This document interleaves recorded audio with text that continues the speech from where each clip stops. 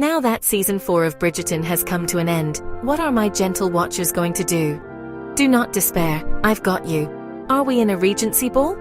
Or just on another streaming platform at 2 a.m., crying over fictional people who would 100% ghost us if they had Instagram? Today we're going beyond Bridgerton and looking at 5 underrated period dramas that quietly invented, or perfected, the romantic tropes we're obsessed with right now. From slow burn yearning to morally grey love interests and messy queen heroines, these shows walked so modern romance could thirst walk.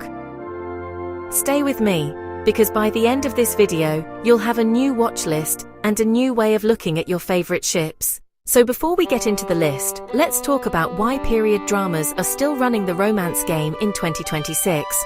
These stories give us built-in obstacles: class, reputation, family duty, which are basically jet fuel for slow burn, enemies to lovers, and forbidden romance. A film festival essay on period dramas even points out that there is always some impossible barrier keeping lovers apart, and that's exactly what keeps us glued to the screen. And it's not just vibes.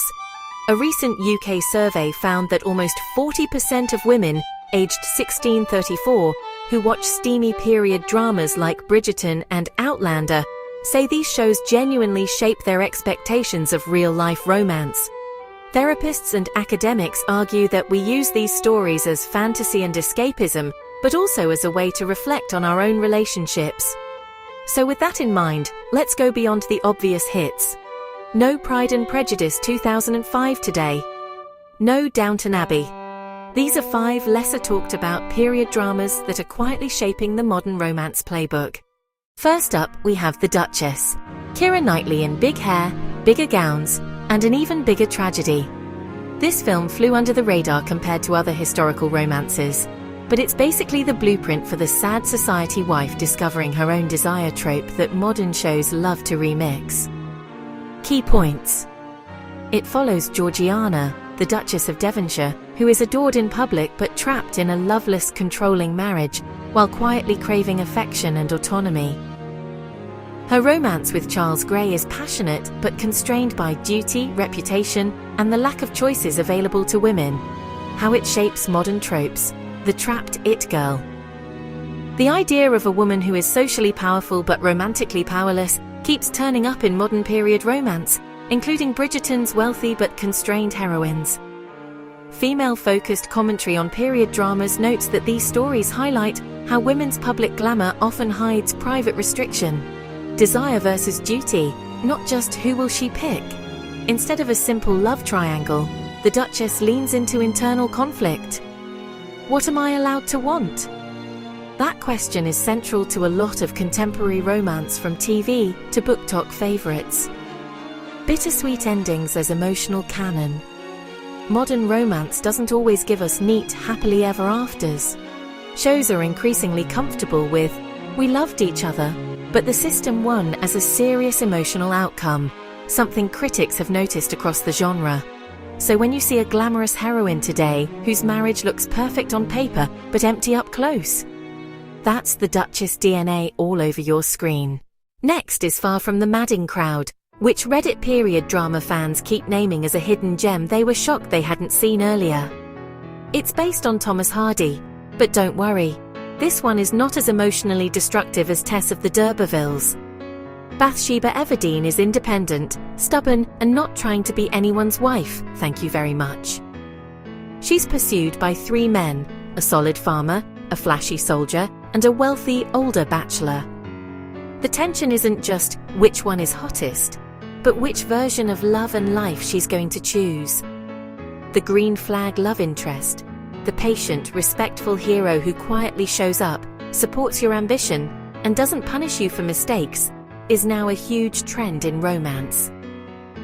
Hardy's earnest farmer archetype prefigures that modern, soft but strong male lead. Her choosing herself first, Bathsheba's story embodies contemporary feminist readings of period romance, where the heroine's agency and self-definition matter as much as the pairing.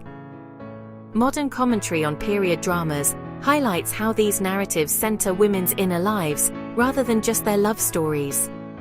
Slow burn as emotional realism. The relationship that lasts isn't the whirlwind. It's the one that survives pride, miscommunication, and bad decisions over time. Critics note that slow-burn romance and evolving respect are major reasons audiences gravitate toward period love stories. Every time TikTok swoons over a patient, emotionally intelligent male lead, somewhere, Thomas Hardy smiles grimly in the distance. Third on the list is the Forsyte Saga, often mentioned in modern rankings of underrated period TV for its sharp social satire and complex relationships. This isn't your cozy, candlelit romance. This is Therapy is Urgently Required, but it's 1900 energy. The story follows the wealthy Forsyte family across generations, focusing on possessive, status-obsessed Soames and his wife Irene, who does not love him. It tackles marital coercion, emotional abuse, and the fallout of treating a spouse as property. The red flag love interest we argue about. Think of all the discourse around toxic but compelling male leads, from classic Gothic heroes to modern prestige TV. The Forsyte Saga interrogates that archetype instead of glamorizing it, which is exactly what a lot of current commentary urges period romances to do. Generational trauma as plot. The show uses romance and failed romance to explore how one generation's choices warp the next, something modern audiences increasingly look for in serious relationship stories. Ethics of shipping. Fans and critics now actively question whether certain passionate, messy ships are actually aspirational. Discussions around classic toxic pairings like Heathcliff and Cathy show how audiences are re-evaluating what they want to emulate in real life. So when you see a show today that makes you ask, am I supposed to want this relationship or just understand it? That moral discomfort has roots in stories like the Forsyte Saga. At number 2, we have Belgravia, which critics call one of the best recent period dramas that most of the mainstream still hasn't watched. Created by Julian Fellowes, yes, the Downton Abbey guy, it leans hard into secrets, class, and romance. The plot kicks off with a secret liaison and an illegitimate child whose existence haunts two families decades later. It's full of social climbing, reputation management, and characters torn between love and the rigid class system. Secret baby with emotional consequences.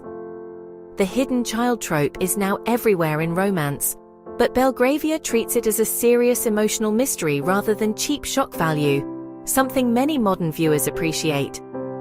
Found family over bloodline obsession. While the characters are obsessed with lineage, the show nudges us toward caring more about emotional bonds than genetics, which aligns with modern values and audience expectations. Class gap romances as class critique.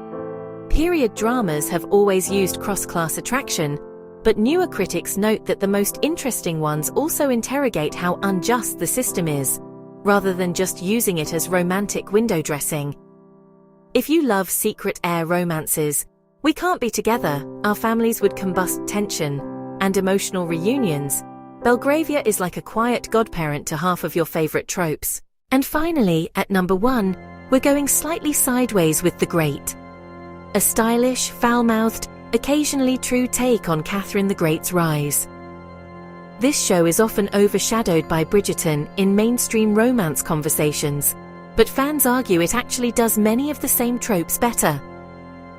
Viewers praise the electric romantic tension between Catherine and Leo early on, and the later deeply weird, deeply compelling relationship between Catherine and Peter. It combines palace intrigue, dark humor, and genuine emotional vulnerability, flipping between satire and sincerity. Morally complicated soulmates.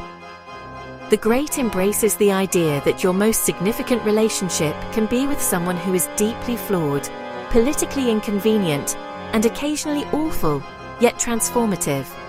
Fans say the show delivers classic romance tropes, sexual tension, forbidden love, enemies to lovers, with more nuance and bite than many straight romances. Female ambition, plus romance, not versus romance.